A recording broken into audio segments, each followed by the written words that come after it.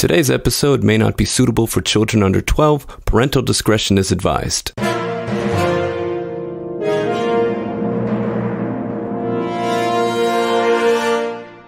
Welcome to the Story King podcast, where great stories are read, discussed, and given their due honor. I'm your host, John Carlo, and today is part 1 of our Grimm Fairy Tales series.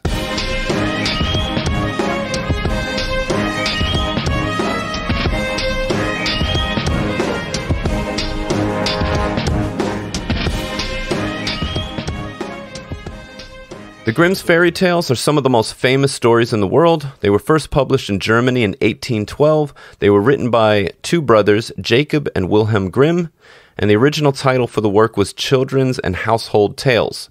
The first story we're reading today is Little Red Riding Hood, also known as Little Red Cap. Doesn't have the same ring to it, I know. And the second is Snow White and Rose Red. Now, just a disclaimer, this is not the same Snow White story that Disney based their movie from, with the Queen and all that. That one is also a Grimm's tale, but this one's different. So if you're wondering why there's no queen or 7 dwarfs, that would be why. So first up, Little Red Riding Hood. Once upon a time, there was a dear little girl who was loved by everyone who looked at her, but most of all by her grandmother, and there was nothing that she would not have given to the child. Once she gave her a little cap of red velvet, which suited her so well that she would never wear anything else, so she was always called Little Red Cap. One day her mother said to her, "Come, Little Red Cap, here is a piece of cake and a bottle of wine. Take them to your grandmother. She is ill and weak, and they will do her good. Set out before it gets hot, and when you are going, walk nicely and quietly, and do not run off the path, or you may fall and break the bottle, and then your grandmother will get nothing. And when you go into a room, don't forget to say good morning, and don't peep into every corner before you do it." "I will take great care," said Little Red Cap to her mother, and gave her hand on it. The grandmother lived out in the wood, half a league from the village, and just as Little Red Cap entered the wood, a wolf met her. Red Cap did not know what a wicked creature he was, and was not at all afraid of him. "Good day, Little Red Cap," said he. "Thank you kindly, wolf." "Whither away so early, Little Red Cap?" "To my grandmother's." "What have you got in your apron?" "Cake and wine. Yesterday was baking day, so poor sick grandmother is to have something good to make her stronger." "Where does your grandmother live, Little Red Cap?" "A good quarter of a league farther on in the wood. Her house stands under the 3 large oak trees. The nut trees are just below." "You surely must know it," replied Little Red Cap. The wolf thought to himself, "What a tender young creature! What a nice plump mouthful! She will be better to eat than the old woman. I must act craftily so as to catch both." So he walked for a short time by the side of Little Red Cap, and then he said, "See, Little Red Cap, how pretty the flowers are about here.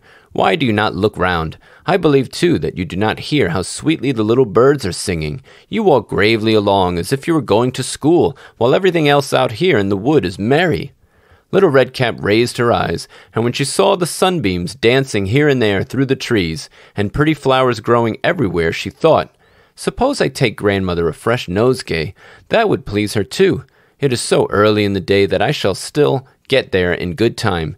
And so she ran from the path into the wood to look for flowers. And whenever she had picked one, she fancied that she saw still a prettier one farther on, and ran after it, and so got deeper and deeper into the wood.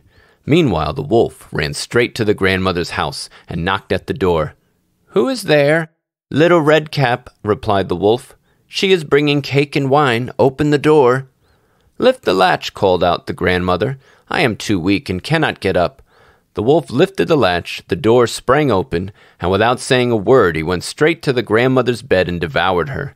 Then he put on her clothes, dressed himself in her cap, laid himself in bed, and drew the curtains. Little Red Cap, however, had been running about picking flowers, and when she had gathered so many that she could carry no more, she remembered her grandmother and set out on the way to her. She was surprised to find the cottage door standing open, and when she went into the room she had such a strange feeling that she said to herself, "Oh dear, how uneasy I feel today, and at other times I like being with grandmother so much." She called out, "Good morning," but received no answer. So she went to the bed and drew back the curtains. There lay her grandmother, with her cap pulled far over her face and looking very strange. "Oh, grandmother," she said, "what big ears you have." "The better to hear you with, my child," was the reply. "But grandmother, what big eyes you have," she said. "The better to see you with, my dear." "But grandmother, what large hands you have." "The better to hug you with." "Oh, but grandmother, what a terrible big mouth you have!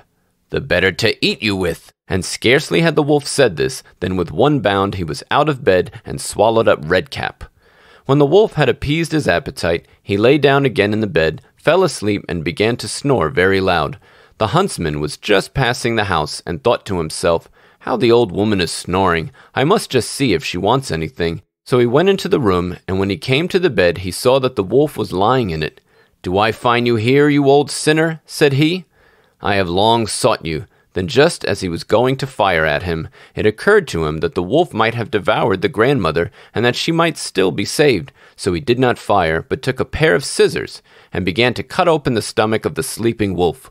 When he had made 2 snips, he saw the little red cap shining, and then he made 2 snips more, and the little girl sprang out, crying, "Ah, how frightened I have been! How dark it was inside the wolf!" And after that the aged grandmother came out alive also, but scarcely able to breathe. Redcap, however, quickly fetched great stones with which they filled the wolf's belly, and when he awoke he wanted to run away, but the stones were so heavy that he collapsed at once and fell dead. Then all 3 were delighted. The huntsman drew off the wolf's skin and went home with it. The grandmother ate the cake and drank the wine which Redcap had brought, and revived. But Redcap thought to herself, "As long as I live, I will never by myself leave the path to run into the wood, when my grandmother has forbidden me to do so." It is also related that once when Redcap was again taking cakes to the old grandmother, another wolf spoke to her, and tried to entice her from the path. Redcap, however, was on her guard, and went straight forward on her way, and told her grandmother that she had met the wolf, and that he had said good morning to her, but with such a wicked look in his eyes, that if they had not been on the public road, she was certain he would have eaten her up.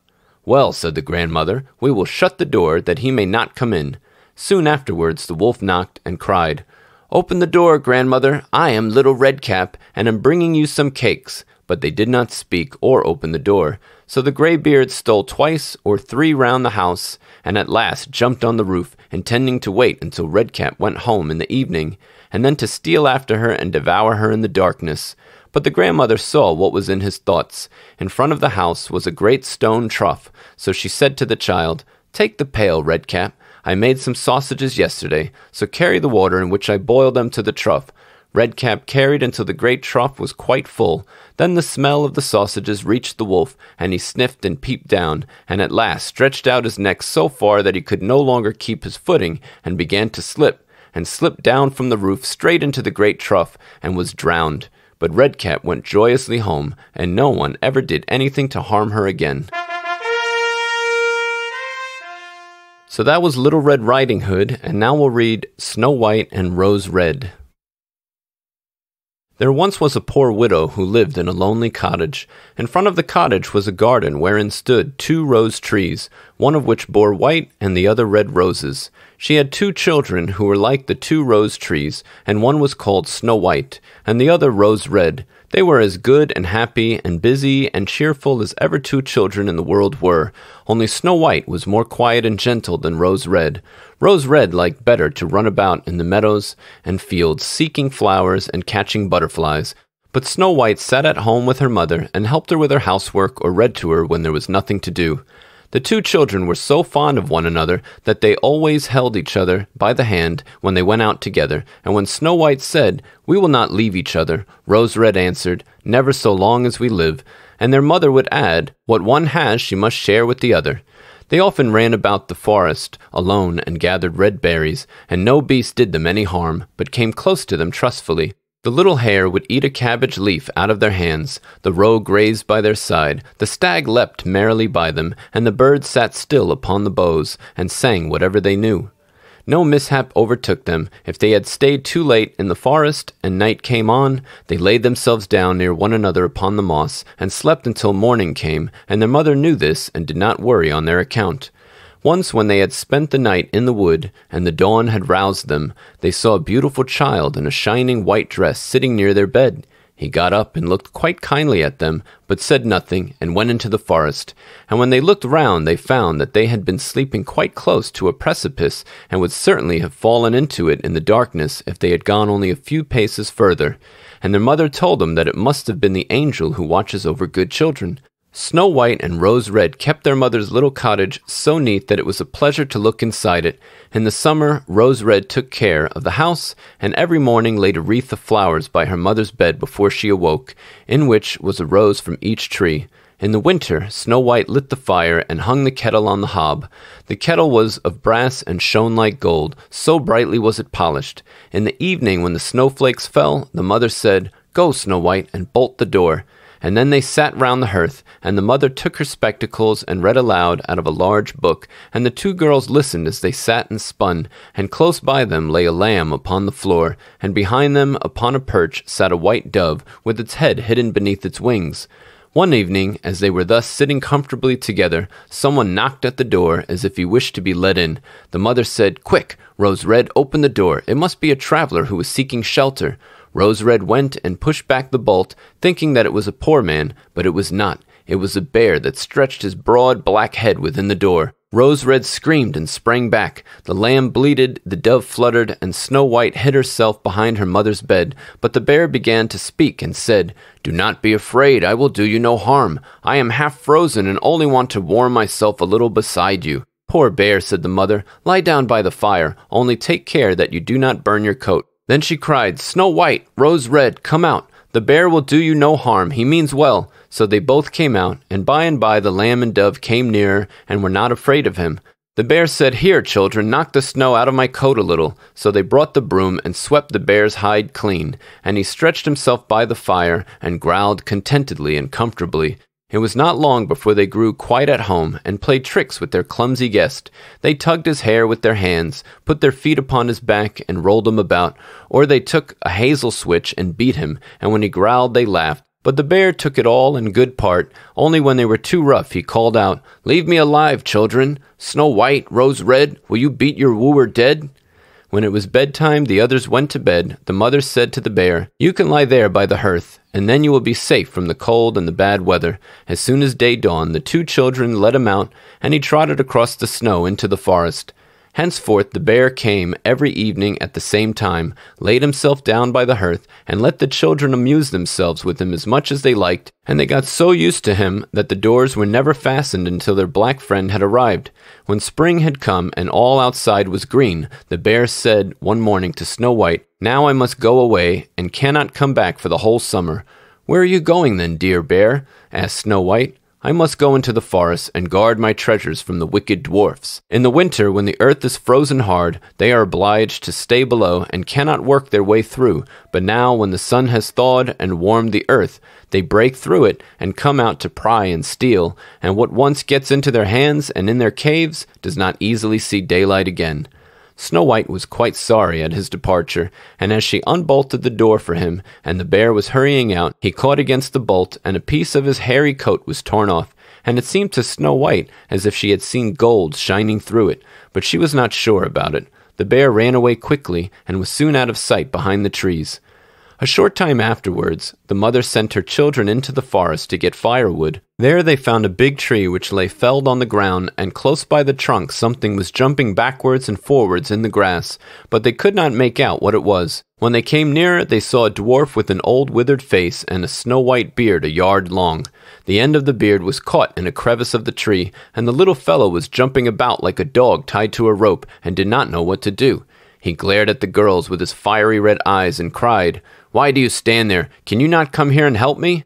"What are you up to, little man?" asked Rose Red.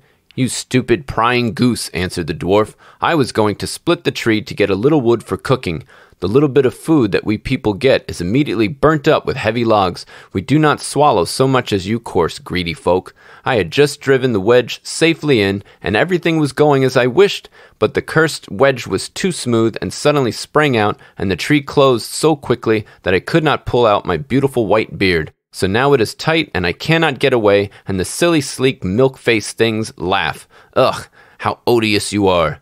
The children tried very hard, but they could not pull the beard out. It was caught too fast. "I will run and fetch someone," said Rose Red. "You senseless goose," snarled the dwarf. "Why should you fetch someone? You are already too many for me. Can you not think of something better?" "Don't be impatient," said Snow White. "I will help you." And she pulled her scissors out of her pocket and cut off the end of the beard. As soon as the dwarf felt himself free, he laid hold of a bag which lay amongst the roots of the tree, and which was full of gold, and lifted it up, grumbling to himself, "Uncouth people, to cut off a piece of my fine beard. Bad luck to you." And then he swung the bag upon his back, and went off without even once looking at the children.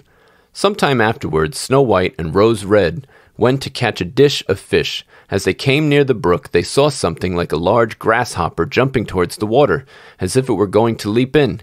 They ran to it and found it was the dwarf. "Where are you going?" said Rose Red. "You surely don't want to go into the water."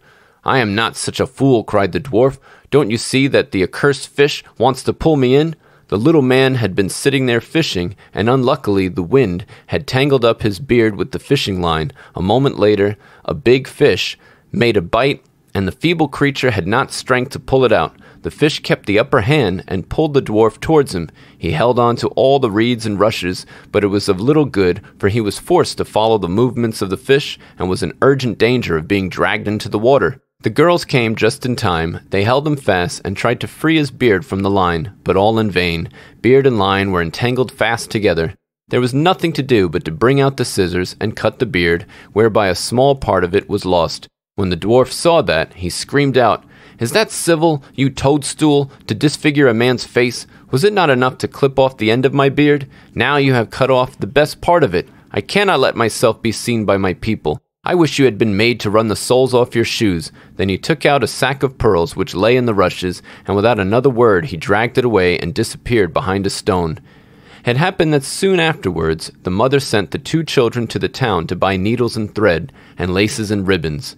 The road led them across a heath upon which huge pieces of rock lay strewn about.